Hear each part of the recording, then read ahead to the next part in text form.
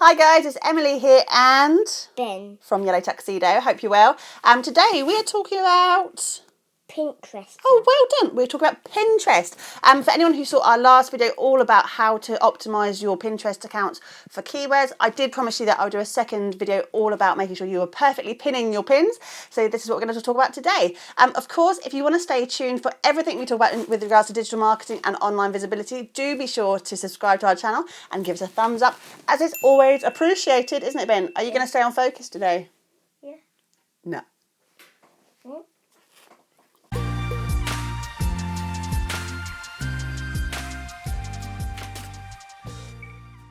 So Pinterest, as I said in the last video, it is by far one of the most powerful tools that you can have on the internet in terms of marketing your business. It drives a ton of traffic to your website if you're doing it properly.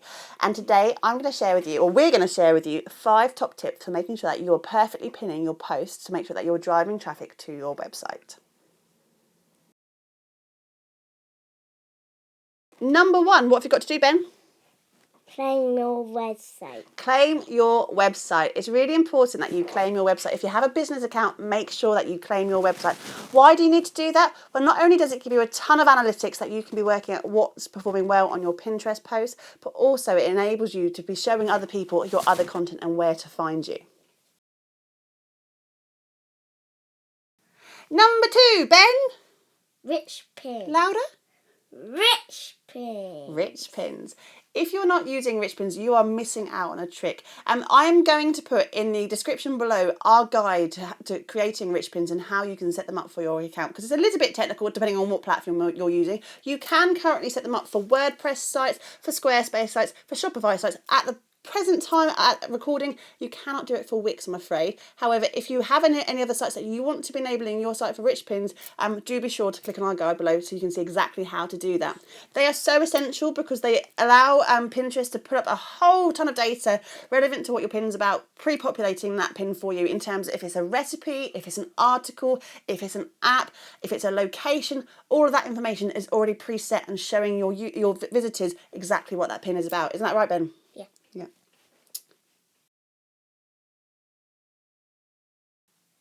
Number 3, Ben.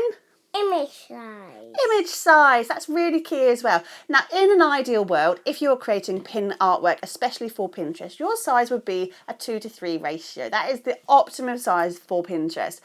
Obviously, anything longer than that, when you're looking at the search function on Pinterest, you're going to have your images cut, therefore not showing the entire image in its beauty. However, that's also to say that if you are creating landscape and square images for Pinterest and it's relevant to what you're talking about, if there is no way on earth that you can cut that image into a portrait view, still upload it. It's still worth putting it out there to be seen. However, if you are creating artwork specific for Pinterest, a 2:3 ratio is optimum.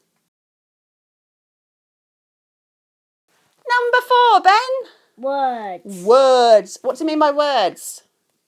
Um, You don't know. That's tell me. Images that have words overlaid with them telling you exactly what that post is about are bound to do better than images that don't.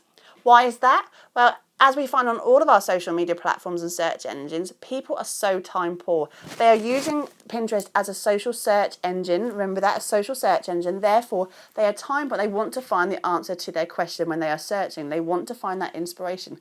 Therefore, if they have 2 images side by side, one that has nothing overlaid with it, maybe a pretty picture of some flowers, and then one that has top 10 spring flowers to use in your bouquet, which one are you likely to click on? Always use images where you can, ideally in a nice bold font that's easy to read, not so scripted that people can't really read the words and it's a bit illegible. Using clear, concise words that make people want to click and to read onto your post is a winner. Number 5. Number 5. No, that's my bit. Number 5, what's the word? Autofill. Autofill. Right, number 5. Autofill. Number 5 is autofill. Now that's a really key one. If you're using a Pinterest pin function on your website, allowing people to share images from your site onto their own Pinterest boards, you're excited. It's really a good idea to make sure that you're auto-filling those descriptions on your site before they share those images out. Why is that important, you may ask? Well, when people are pinning from websites, they are, again, time poor. We use this a lot in everything we talk about. People are time poor. Therefore, they haven't really got that concern. They're adding those images to their boards. They're not really concerned about the description, so to speak.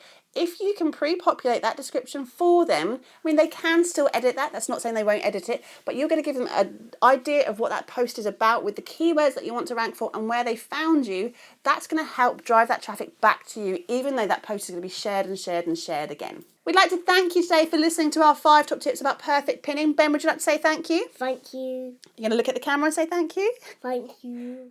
And that's 5 top tips for perfect pinning. Obviously, there's loads more out there, and we will keep adding information to this site all the time about how you can use Pinterest to your benefit to really drive traffic to your website.